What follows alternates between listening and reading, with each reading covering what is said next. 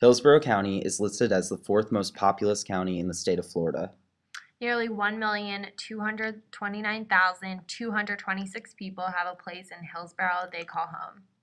By conducting interviews and gathering ethnographical material of each of Hillsborough's diverse communities, we have established a well-defined picture of each social class: upper, middle, working, and lower.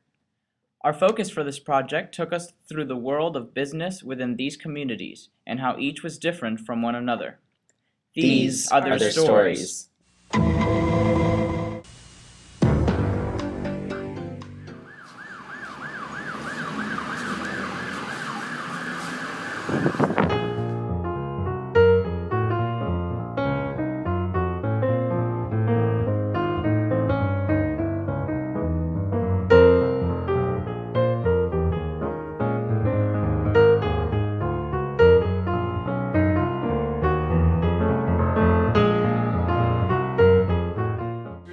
Yeah, I mean, I don't think we have the clientele that we go to like Ybor City or even, say, even Howard.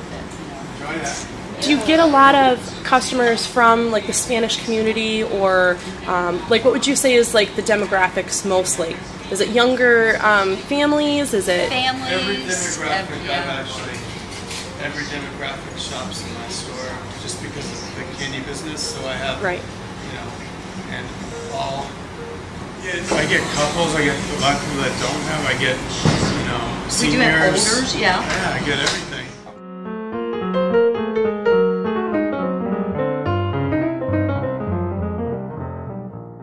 Do you feel this area is safe? Yeah, I feel like relatively Hyde Park is really, really safe. I live like off on a side street by Howard, so it's really easy for me to walk to work and feel comfortable. Yeah, I most definitely feel safe in this neighborhood. The Hillsborough County Fresh Open Market is a bi-monthly vendor showcase held within each different community. Patty and Rick from Upbeat Teas made interesting connections to their customers' behavior at each market. In Hyde Park, customers weren't afraid of their wallets and checkbooks. If you liked it, you bought it. In Seminole Heights, families and friends gather the first Sunday of every month to enjoy the weather and spend the day. While in Ybor markets, they typically sold nothing. You can see when people have no interest in your wares because it does nothing for them. Quote, "Clothes are important, but a hand-stitched design does them no good."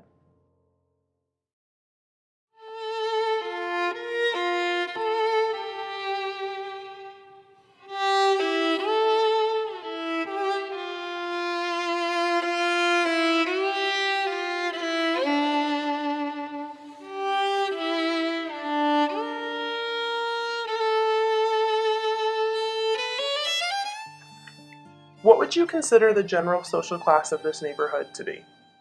Generally, lower class, lower income families. Our tourist crowd tends to be the college students, people from out of state, and they range from middle class to working class. I've seen a Mercedes or a Lincoln or two around here. What is your opinion of crime in Ybor? It's not that bad. Mostly bar fights. A lot of bar fights with the college kids. They get drunk, like to mess with the homeless around here. Environmental inequality deals with the exploitation of environments in low-income or minority group neighborhoods. Here, we witnessed environmental inequality in the form of an electrical power plant or a transformer center. And here we also noticed many different features such as beware of dog signs, keep out, no trespassing, primarily Black, Hispanic, and a low-income level community.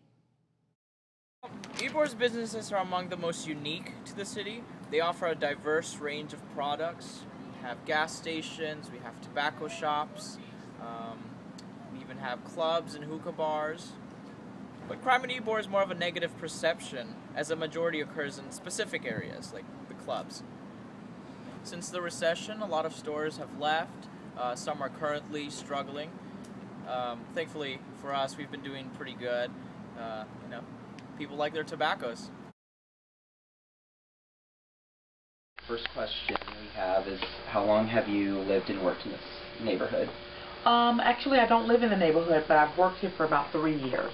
3 years? Mhm. Okay. And what neighborhood do you live in? It's really, it doesn't have a name. It's like, I guess it would be Lake Magdalene, close to Lake Magdalene. It's at the corner of Florida and Bears. Okay. In that area. Okay. This neighborhood right now is just a little slow. Okay. There's not a lot of traffic going through to this end, because when you're in Ybor, you see, you know, all the traffic, but somehow that's not filtering over to us. Okay. But once they get this development open, we're hoping that it's going to be a lot better. Is that going to be like a gentrification? Everybody's pushing it that it's going to be Good. utopia. Oh, you know, cool. It's going to be this wonderful thing. It's going to have grocery stores, clothing stores, rental units, units that people will be able to purchase. So it's going to be like from high end to, you know, middle class families, and it's supposed to be a lot of activity there. So just kind of the last thing to end on, are there any problems that you see in the neighborhood, or anything that you would change about this area? Once they change the, well, no, actually it's pretty quiet, but for me that's a catch-22. It's good and bad, because with all that activity comes other things that you don't want. So it's pretty quiet right now. Hopefully that part will pick up, and it once that whatever they call it, I can't remember, opens, hopefully that'll change. Crime in Ybor, I think that there's more of a negative perception on the crime rates here. Typically, there's definitely a nightlife here, but most of the petty theft crimes that happen during the day are minimal at best, at least in this area. The thing with Ybor, I mean, at least with the Centro area, is that the business district and the local residents are very segregated. People don't live in Ybor and shop in Centro. You don't see a lot of locals in 7th, and you don't see a lot of locals or businesses outside of this area. So I would say it's pretty segregated, because once you get outside of 7th Ave, it's pretty, I would say, lower class. Property rates are drastically. Each business down here, at least on 7th, is unique, and it's kind of limited. Like, a lot of businesses struggled and went down, but for restaurants, there's really not much competition.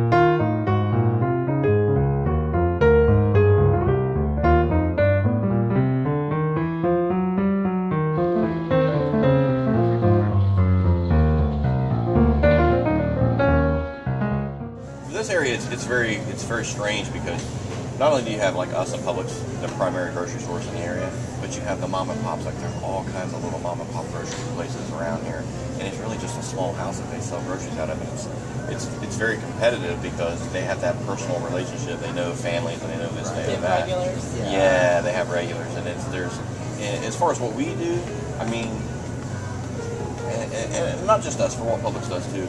It's just variety, and you know, you can volume buy and drive price down. You can drive the price down, and that's what mom and pops can't necessarily do, because they buy limited amounts. So I mean, it's all of that. I mean, you just have to sell people what they want, man. You have to sell them what they want at a good price. Yeah. Okay. It's quality and value. I wouldn't say necessarily it's the store. I would say that due to the economy, Okay. that theft is much higher. Yes. Okay, so you wouldn't It would be petty associate theft. it with the neighborhood, really? No, not necessarily. And it's petty theft. I mean, and a lot of times they're stealing food to feed themselves. It's not like they're stealing. Right. You know, I mean, you've heard of the pill mill problems, and obviously, as part of Tampa, it's big into that. You get the people that do, and it has nothing to do with now or 5 years from now. Mm-hmm. That's always going to be the case until they do away with that. But for the most part, the most theft is petty theft. From multiple interviews, we gathered a better understanding of the differences between each district in Hillsborough County. Some storefronts were well kept, such as the boutiques in Hyde Park, but also range to the run-down, desolate impressions of the stores within Ybor's outbanks. Residents we spoke to were asked to describe their living situations. Some refused to admit they were well off, while others sought pity in being homeless. From our exploration within each community, we noted the drastic differences in transportation between upper and lower districts, but also noticed a similarity between working and middle districts.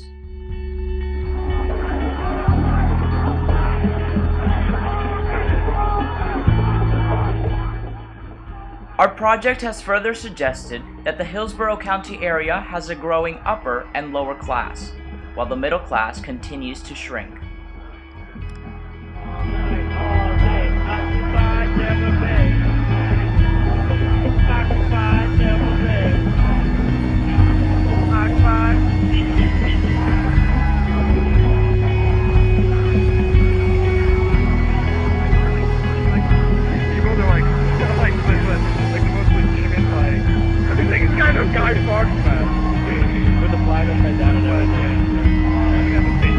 Should we be with them? Let's go with them. No, no.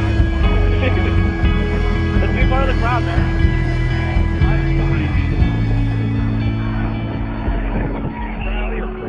It's a protest. A peace rally. Like screaming.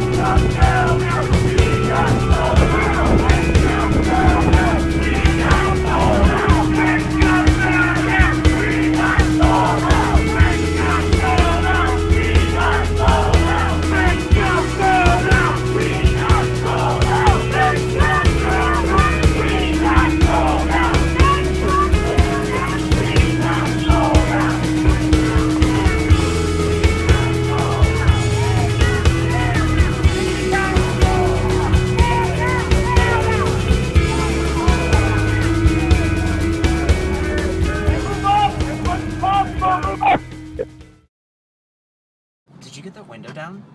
Yeah. How?